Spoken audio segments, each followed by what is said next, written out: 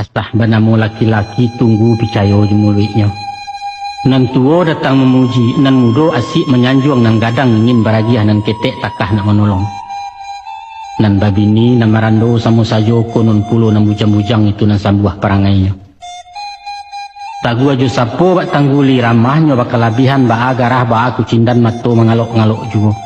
Sadonyo umpan nak, sadonyo racun, sadonyo gombal. Jari yang jo jari nan takambang lukah koyo na batahan hati-hati anak melangkah isuak kok tibo penyesalan. Memang ada kalonyo dalam setangkai padiampo ado juo cie juduo nan boneh dapat dipilih bayaknya elok mengkasu ikhlas sabana dari hati. Tapi nyampang babantu tolong bantu biar jaso atau warato rancak dicari ketobali indah akan diri tentang itu. Sebab apabila lah tamakan budi sulitlah memuntahkannya nak. Isu aku tiba penungguan tergigit lidah maulakkan diri kau jua pembayiannya nak. Usah tabu bayi jasan juangan ijan tagamang kana impe. Mungkin jari mungkin jarami rumit lah bala membesokkan antah kok tukang pikir saja.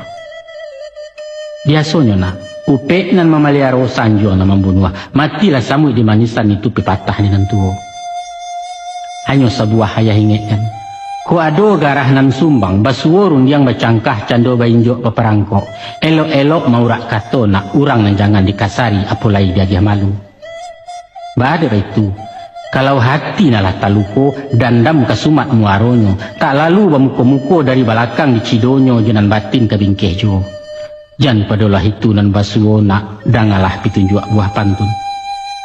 Lah masak padi dijirek sawah rambudi caniago disabik lalu diungguakan.